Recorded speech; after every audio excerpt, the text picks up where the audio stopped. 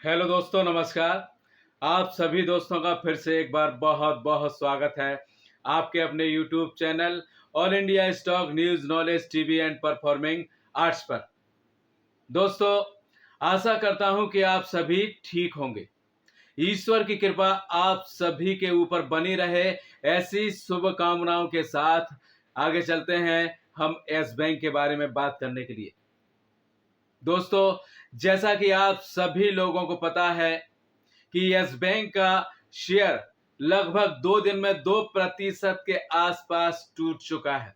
Yes bank के share में लगभग 2% के आसपास गिरावट देखी जा चुकी है।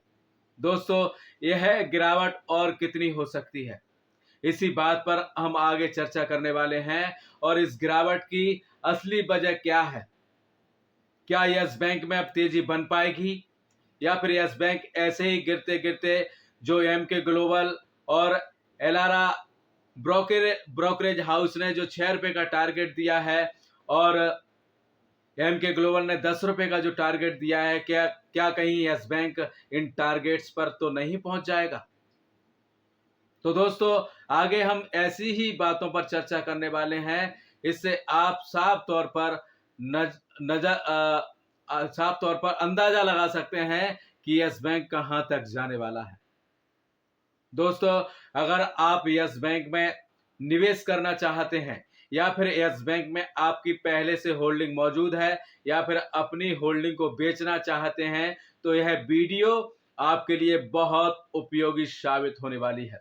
इसलिए दोस्तों, वीडियो पर अंत तक जरूर बने रहें। बीच में एक पल के लिए भी स्किप ना कीजिएगा, वरना आधी अधूरी जानकारी के द्वारा लिए गए फैसले अक्सर गलत साबित हो जाया करते हैं। इसलिए वीडियो पर अंत तक बने रहें, यही मेरा आप सभी से अनुरोध है। दोस्तों, यस बैंक में जो गिरावट अभी हो रही है, उसकी मुख्य वजह है आइडिया वोडाफोन। आइडिया वोडाफोन की वजह से यस बैंक का शेयर लगभग 2% के आसपास टूट चुका है। और भाई, आइडिया वोडाफोन की वजह से यस बैंक का शेयर क्यों टूट रहा है? तो उसकी वजह है आइडिया वोडाफोन के पास करीब करीब 4,000 करोड़ रुपए के आसपास लोन है, यस बैंक का बकाया है।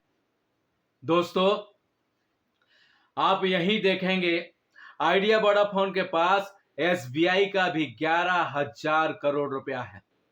इसी के साथ इंडस इंडिया बैंक का भी 3500 करोड़ रुपए के आसपास आइडिया वोडाफोन के पास है, और आईडीएफसी फर्स्ट बैंक का भी है। इस कारण से आप देखेंगे आईडीएफसी फर्स्ट के भी शेयर प्राइस में नीचे की ओर गिरावट जा रही है। दोस्तों, आइडिया वोडाफोन ने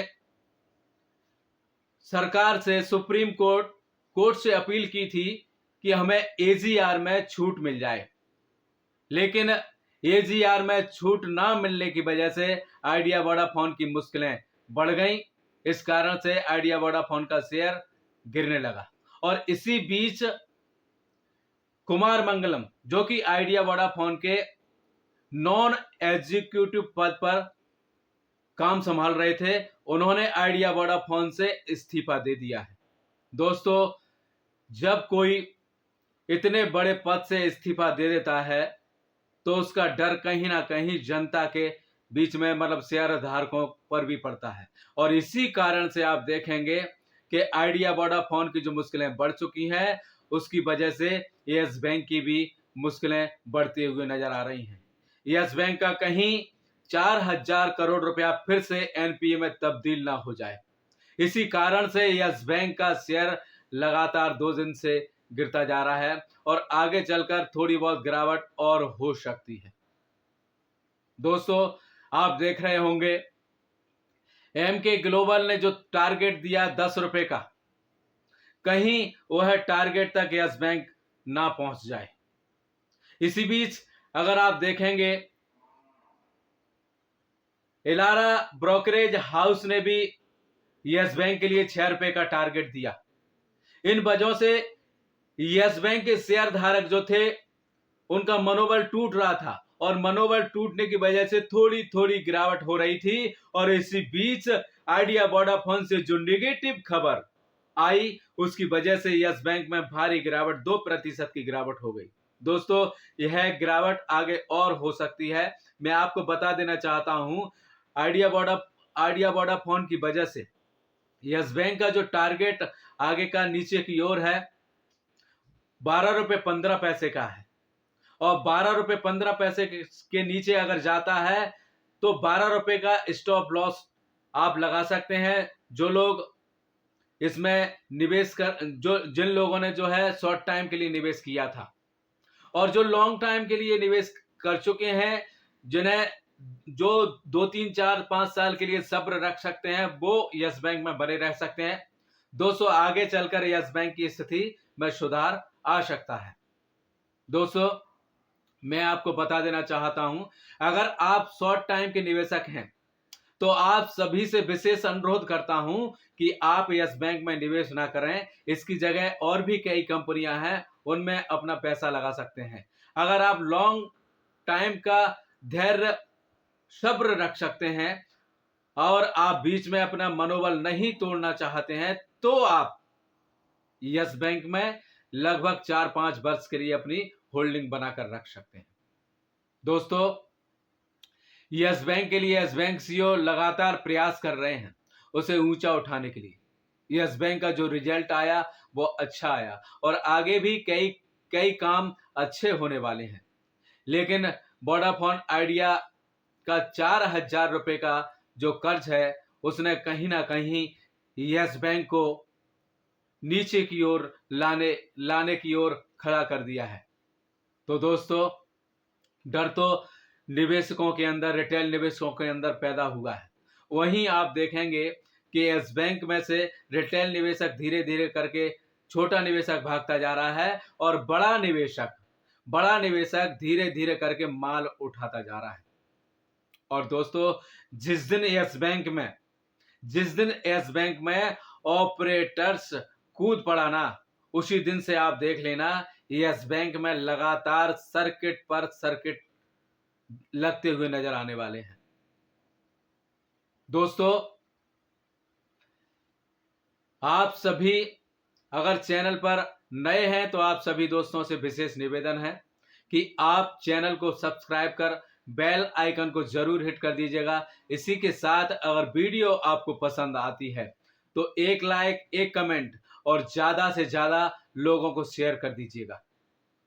दोस्तों, अगर आप यस बैंक में अपना मनोबल बनाए रखते हैं तो दोस्तों आपको 4 5 सालों में यस बैंक बहुत अच्छा रिटर्न निकाल कर दे सकता है।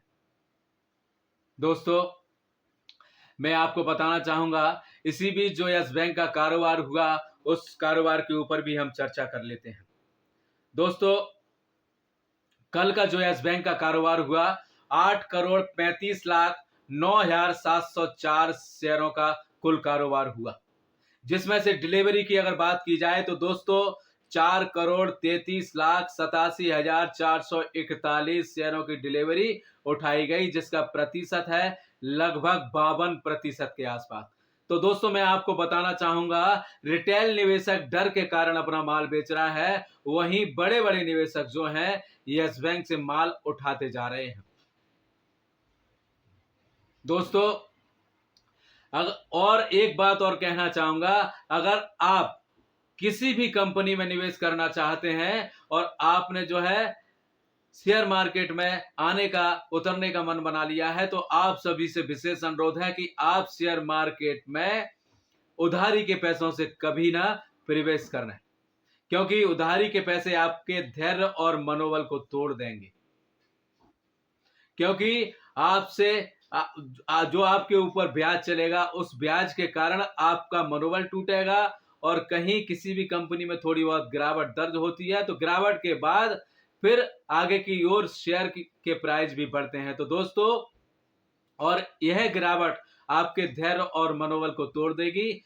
इसलिए आप सभी से विशेष अनुरोध है कि उधारी और लोन के पैसे से किसी भी कंपनी में निवेश ना करें।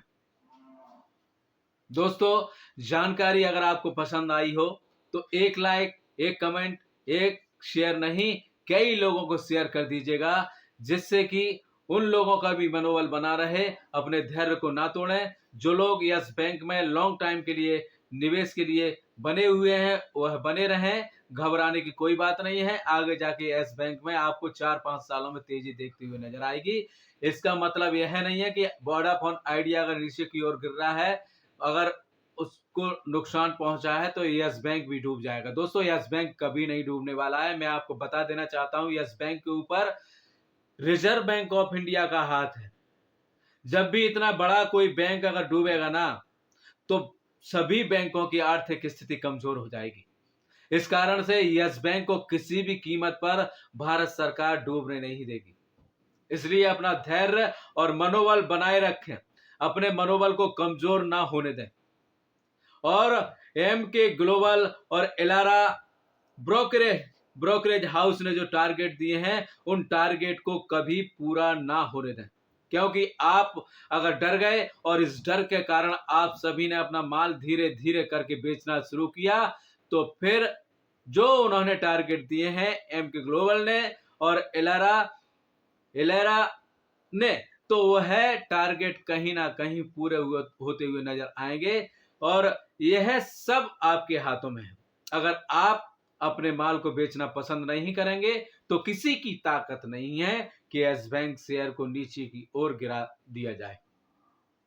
दोस्तों, फिर से मैं आप सभी से कहना चाहूंगा कि जैसे यस बैंक शेयर नीचे आता जाएगा, तो आने वाले समय में आपको ऑपरेटर्स अपनी चाल चलते हुए नजर आने वाला है। और ऑपरेटर्स ने जिस दिन प्रवेश कर लिया, तो देख लेना आप सभी की चांदी ही चांदी है।